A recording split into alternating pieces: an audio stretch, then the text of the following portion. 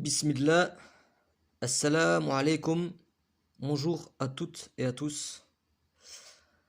Donc, vidéo aujourd'hui. Aujourd'hui, j'aimerais partager avec vous ma réflexion sur une question que beaucoup de gens se posent, que j'ai entendu maintes et maintes fois, à savoir si Dieu guidait qui il voulait ou qui le voulait. Donc, je pense que cette question parle à beaucoup d'entre vous, mais pour ceux qui ne voient pas la différence, dans le premier cas, Dieu guide qui il veut, le il fait référence à Allah.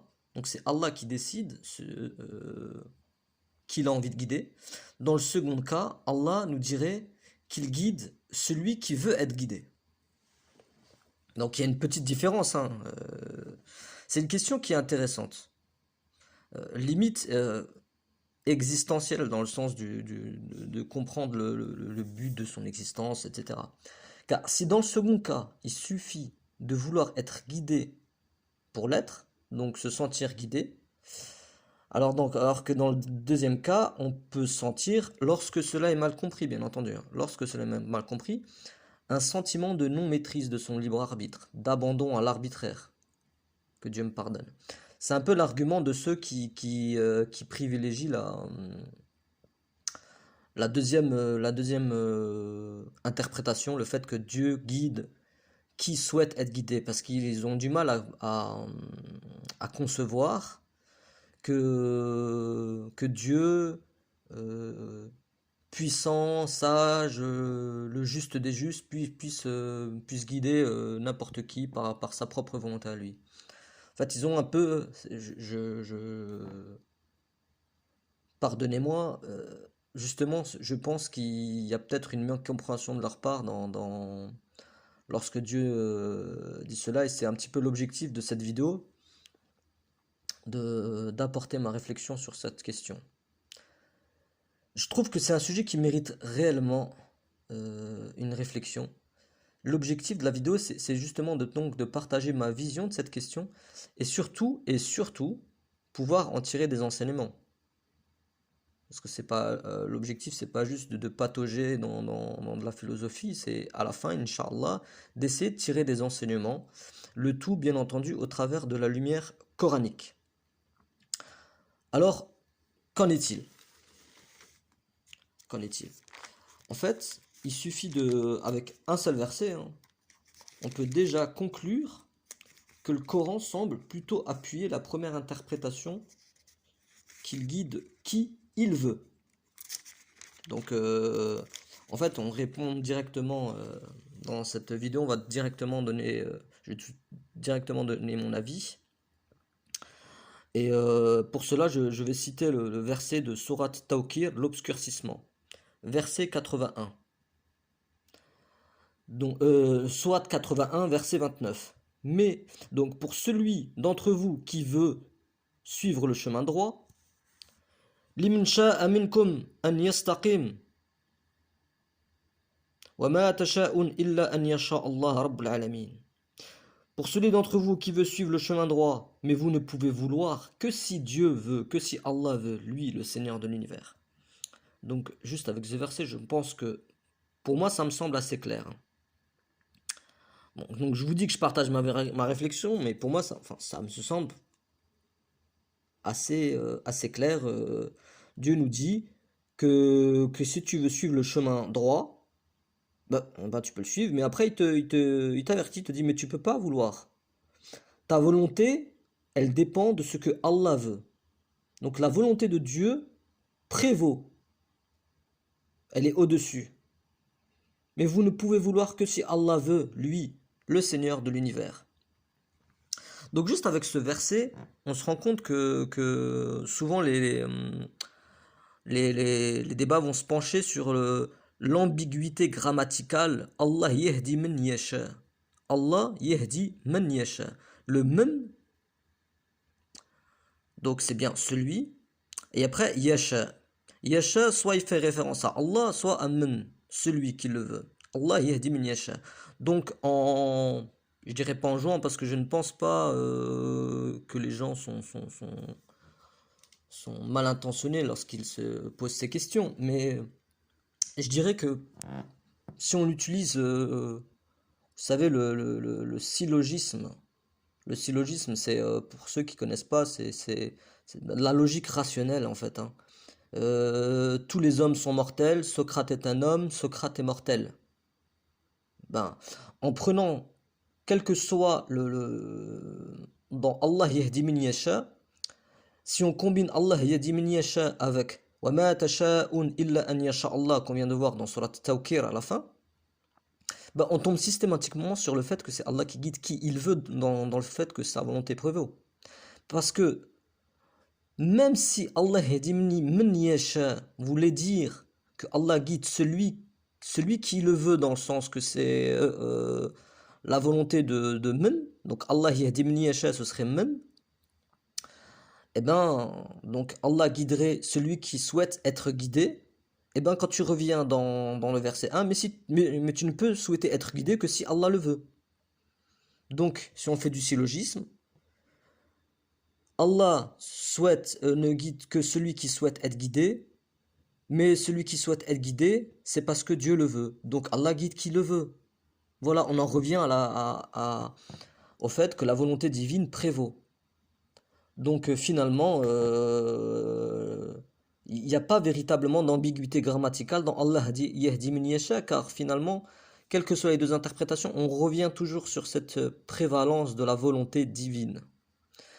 Et alhamdoulilah, parce que Dieu dit qu'il n'y a pas d'ambiguïté et de tortuosité dans son livre. Voilà. De toute façon, cela est maintes fois appuyé sur le Coran, sur le fait que Allah fait ce qu'il veut. On a plusieurs versets dans le Coran qui appuient cela. Je pense que vous avez dû en voir plusieurs, mais je vais vous en citer quelques-uns. Par exemple, dans Surat Hud, verset 34. Donc Hud dit « Et mon conseil ne vous profiterait pas ». Donc il parle à son peuple, il dit « Mon conseil ne vous profiterait pas au cas où je voulais vous conseiller et qu'Allah veuille vous égarer. Il est votre Seigneur et c'est vers lui que vous serez ramenés. » Donc là, et qu'Allah veuille vous égarer, c'est bien la volonté de Allah. Vous comprenez? C'est Allah qui décide de l'égarement ou de la guider. Donc on a aussi dans Surat Al-Anbiya, verset 23. Donc dans Surat Al-Anbiya, verset 23. Allah appuie encore une fois, mais donc j'ai choisi différents versets pour appuyer sur différentes perspectives de la volonté divine, sur le fait qu'Allah fait ce qu'il veut. Donc, Surat Al-Anbiya, verset 23, il n'est pas interrogé sur ce qu'il fait, mais ce sont eux qui devront rendre des comptes. Donc Allah nous informe ici qu'il n'a de comptes à rendre à personne. Donc non seulement souvent il dit Allah yaf'al ma yasha, et il égare qu'il veut, mais en plus il t'explique qu'il n'a pas à rendre des comptes. Et il y a plusieurs versets où Allah il te dit aussi que quand il décide une chose, il lui dit soit et elle est. Alors ce verset-là, moi je vois deux compréhensions. Après, si vous en voyez d'autres, je vous remercie de me faire part de votre commentaire, hein, de vos commentaires. Donc la première qui me semble évidente, c'est sur la façon dont Dieu fait qu'une chose devienne réalité. Dieu ici appuie sur l'infinie facilité avec laquelle il opère. En fait, la limite ultime de cette facilité opérative, c'est le fait de juste le dire. Quand il décide une chose, il dit soit. Voilà, il n'est pas comme sa création. Enfin, nous, quand on veut construire quelque chose, voilà, ça prend du temps, il faut faire un certain nombre de choses, etc. Mais lui, c'est pas que c'est juste simple quand il dit, souvent dans des versets, ceci est facile pour Dieu, mais ici, en fait, c'est une infinie facilité. En fait, il a juste à dire soit. C'est-à-dire que c'est sa volonté devient réalité. S'il décide une chose, ben elle devient réalité. Mais il y a aussi une deuxième manière de voir ce verset, c'est aussi qu'il n'a pas à demander une approbation quelconque. Vous savez, nous, quand on veut faire quelque chose, il faut des autorisations pour construire, des papiers pour monter son entreprise, etc. Non. Conformément au verset Al-Anbiya qu'on avait avant, Dieu n'a pas à rendre des comptes. Il n'a pas à rendre des comptes. Quand il décide d'une chose, il dit soit et elle est. Et Houd lui-même qui dit aux gens, je ne peux pas vous conseiller si Allah décide de vous égarer. Donc ici, on met en lumière, voilà, la prévalence ultime de la volonté divine. Ok, donc on comprend que Dieu fait ce qu'il veut et que c'est lui qui décide si nous méritons la guidée ou l'égarement. À partir de ce constat, qui me semble à la lumière coranique difficilement réfutable, hein, encore une fois, moi je suis ouvert à la critique constructive. Hein. Je profite de ce que je viens de dire quand je dis que je suis ouvert à la critique constructive. Bien entendu, c'est critique constructive. C'est-à-dire à venir avec un argument. C'est-à-dire même si je suis pas du tout d'accord avec votre argument, il y a aucun souci. On est là pour débattre, pour et si vous arrivez à me convaincre, alhamdoulilah, on est là pour avancer. Par contre, ceux qui viennent et qui disent juste, qui viennent avec une phrase, tu dis n'importe quoi, ou tu es un associateur, ou patati patata, j'en profite juste pour donner un peu ma ligne de conduite sur les commentaires.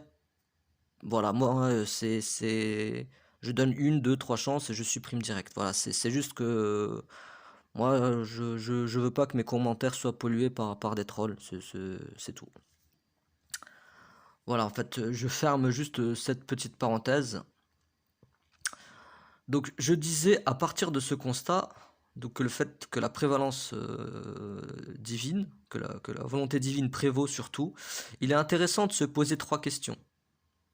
Qui, pour moi, je pense, c'est là où il y a peut-être une mécompréhension et de la part de certaines personnes qui ont du mal à comprendre cette prévalence de la volonté divine.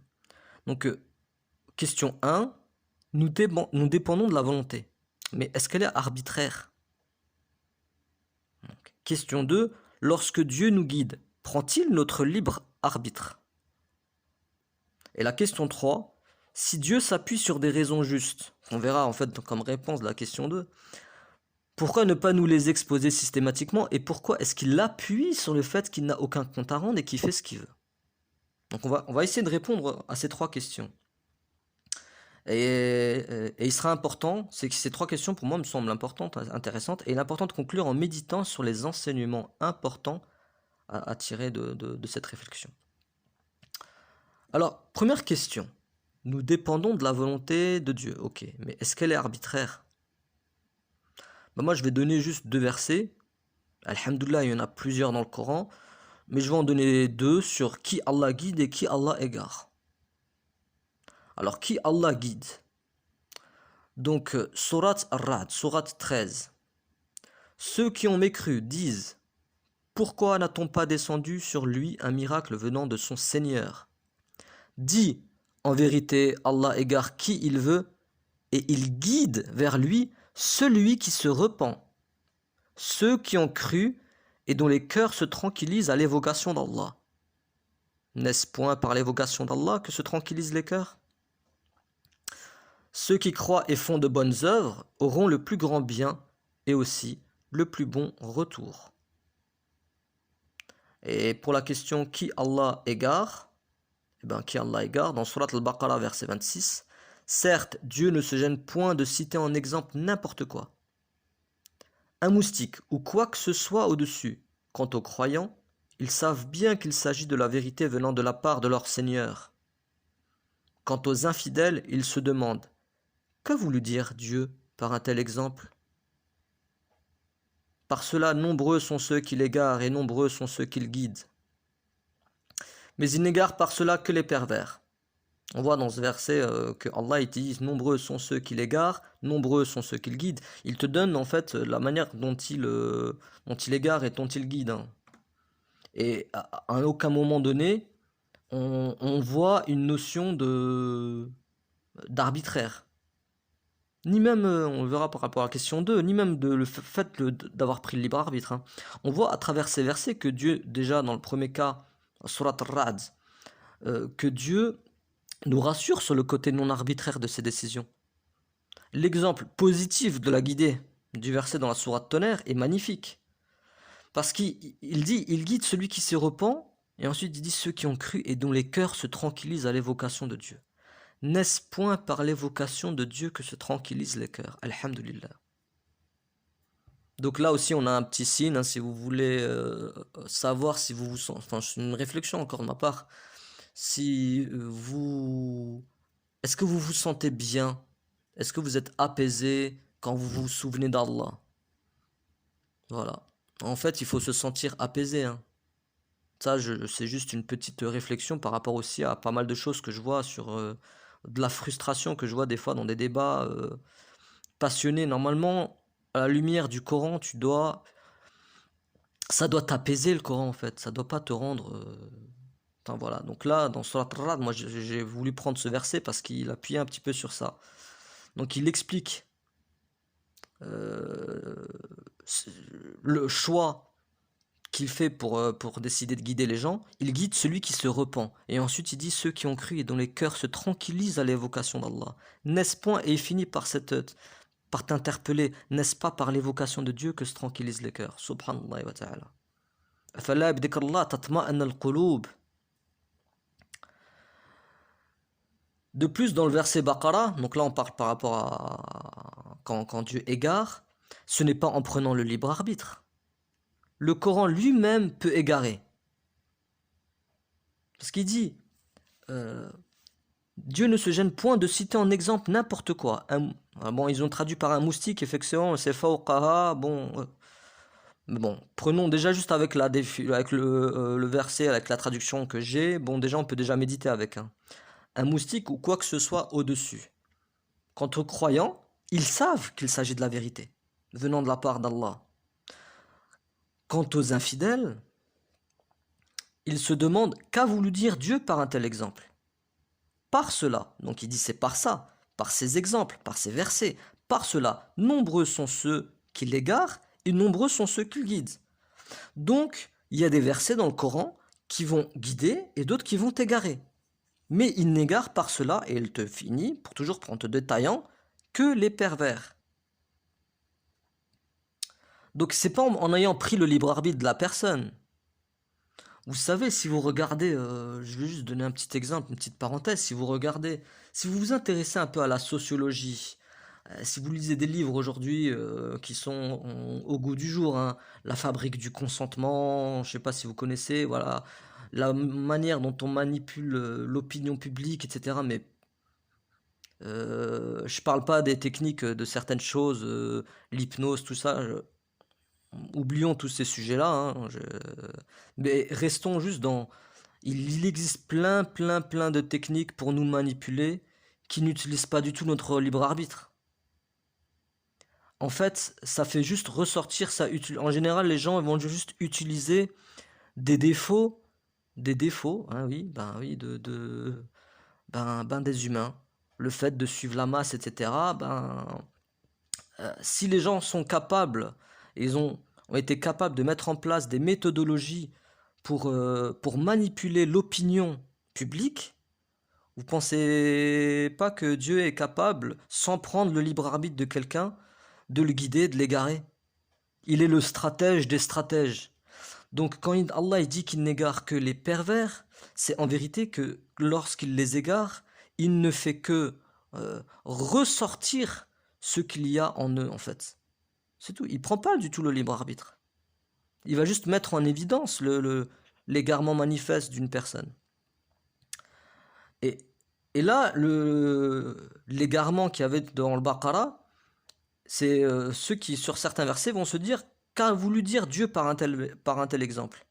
La question qu'a voulu dire Dieu par un tel exemple, pour moi, encore une fois, ce n'est pas tant le fait de se questionner qui est réprimé. Si vous avez vu ma vidéo précédente, le fait de se questionner, on avait vu l'exemple avec Abraham, hein, quand il dit comment ressuscites-tu les morts. La curiosité, c'est une très bonne chose. Mais c'est l'attitude hautaine vis-à-vis d'un verset qu'on ne comprend pas. L'attitude hautaine. Qu'a voulu dire Dieu par un tel exemple? En fait, c'est ça que Dieu réprimande. Et je peux reprendre le verset 7 de la sourate Imran. الذين في قلوبهم زيغ فيتبعون ما تشبه منه, sur le fait que dans le Coran, il y a des versets explicites et d'autres mutashabbih. Et ceux qui ont une maladie au cœur vont suivre les versets mutashabbih. Et qu'est-ce qu'ils disent ensuite? Dans le verset 8, je pense, ils font une dua, une prière. Ils disent Rabbana la tuzigh qulubana. Dieu ne fait pas dévier notre cœur après nous avoir guidés. Donc je vous ferai remarquer ici que cette prière à Dieu n'aurait pas de sens si tout était déjà gagné à partir du moment où nous avons décidé de suivre le Coran. En fait, il te dit que rasikhun fil ilm, ceux qui sont enracinés dans la science, ils font cette prière. Ils demandent à Dieu, ne dévie pas notre cœur après nous avoir guidés.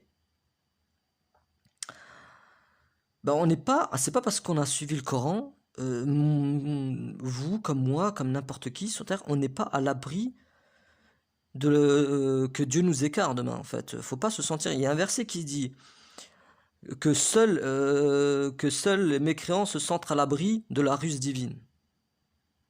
Voilà.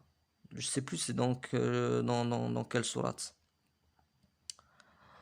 Vous pouvez m'envoyer une question si vous voulez que je vous donne le verset. Maintenant, dernière question, puis on essaye de conclure. Donc on a compris que la prévalence, que la volonté divine prévaut sur tout, que c'est Dieu qui décide de tout, même du fait qu'on soit guidé ou égaré. On a compris que ce n'est pas que les décisions divines ne sont pas faites arbitrairement et qu'il fait tout pour une juste raison. Nombre de versets où Allah te dit que Dieu fait tout bil haqq, avec une juste raison. Mais alors, pourquoi Dieu dit qu'il fait ce qu'il veut? À maintes reprises, il appuie sur cette notion, sur le fait qu'il fait ce qu'il veut. Si en vérité, il s'appuie sur s'il s'appuie sur des justes raisons, il pourrait systématiquement nous expliquer ses décisions. Conformément au verset, on va essayer d'un peu approfondir le verset où Dieu dit qu'il n'a pas à rendre des comptes. Je vais vous citer un verset donc avec les anges. Lorsque ton Seigneur confia aux anges, je vais établir sur la terre un vicaire, khalifa. Ils dirent, vas-tu y désigner un qui y mettra le désordre et répandra le sang quand nous sommes là à te sanctifier et à te glorifier? Allah leur répond, il dit, en vérité, je sais ce que vous ne savez pas. Il leur explique pas pourquoi il a pris cette décision. Il dit, en vérité, je sais ce que vous ne savez pas. Et pourquoi il leur explique pas? Est-ce que c'est... je peux pas le dire, astaghfirullah, est-ce que c'est... fierté déplacée, on peut pas dire ça d'Allah, mais je vais tout de suite vous donner ma réflexion sur même si Allah fait tout avec une juste raison, à un moment donné, et qu'il nous explique un certain nombre de choses pour qu'on comprenne qu'il est le juste, il faut bien à un moment donné mettre la limite entre le créateur et sa création. Cette limite, c'est une limite de la quantité de savoir. Il faut comprendre que Allah, que Dieu, le créateur des cieux et de la terre, celui qui est hors du temps et hors de l'espace, il a une science infinie. Et que c'est par sagesse qu'il nous fait comprendre cela, pour qu'on comprenne notre position. À un moment donné, il faut se remettre à sa place. Dieu ne peut pas systématiquement justifier tout à sa création. Parce que quand bien même il t'expliquerait tout, il faudrait toujours... Ta science, elle est limitée. Donc, si tu veux tout comprendre, il faudrait que tu aies le même niveau de science qu'Allah, astaghfirullah al-azim. Donc c'est pour ça qu'à un moment donné, il te met une limite. Il y a plein d'autres versets où il te met cette limite. Il se peut que vous détestiez une chose. وَعَسَىٰ أَن تَكْرَهُوا شَيْئًا وَإِنَّهُ شَرٌّ لَكُمْ.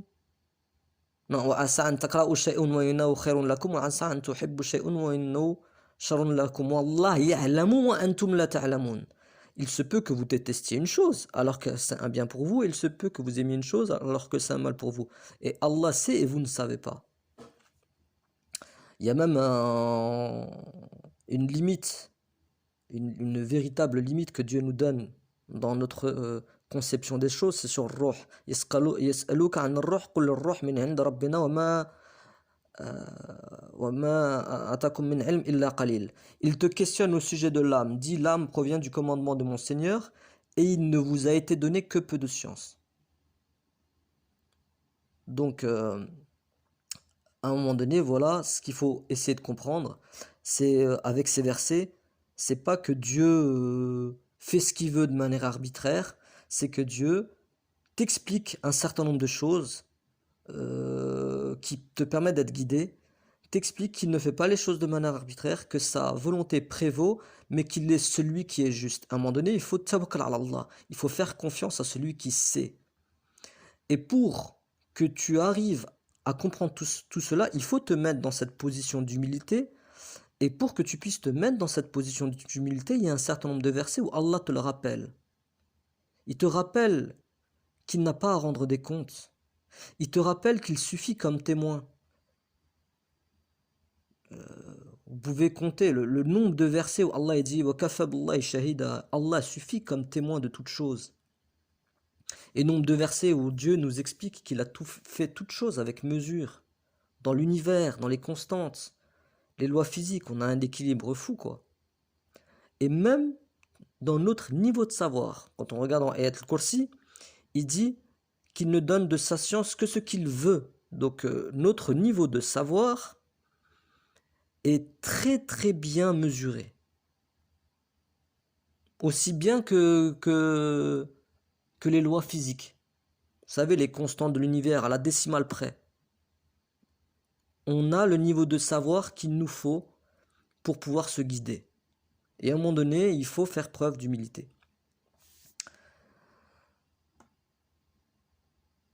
Donc voilà, je termine pour faire ma petite conclusion. Donc Allah guide qui il veut, on voit qu'à travers la lumière coranique, effectivement, c'est bien la volonté d'Allah qui prévaut. Que la volonté d'Allah prévaut sur tout. Que Allah n'a pas à rendre des comptes. Qui, quand il décide une chose, il dit soit. Mais alhamdulillah, il nous rassure. Tout ce qu'il fait, il le fait avec une juste raison. Allah, c'est le juste. Ce qu'il faut en retenir, c'est que, comme ceux qui disent dans le verset 8 de la sourate Al-Imran, Dieu ne dévie pas nos cœurs après nous avoir guidés. Ce qu'il faut comprendre avec tout ça, c'est rechercher la guidée. Rechercher qu'Allah, rechercher l'agrément de Dieu. Revenir tout le temps repentant vers Allah. Ne jamais sentir que la partie est gagnée. Car comme il dit, seul le mécréant se sent à l'abri de la ruse divine. Et en même temps espérer. Voilà, c'est toujours cette position un peu où entre l'espérance, un peu la crainte. Voilà, cette balance qu'il faut avoir tout au long de sa vie. Et voilà, c'était avec ça que je voulais finir. Alhamdulillah, et qu'Allah vous guide, Inch'Allah. Voilà. Donc, Inch'Allah, je ferai d'autres vidéos donc, sur différents sujets. Je voulais aborder aussi ici quelques versets sur les miracles de Dieu, mais bon, je pense que ça mériterait une vidéo en entier. Donc, voilà. Je vous souhaite, Inch'Allah, pour tout le monde, la guidée d'Allah. Wassalamu alaikum.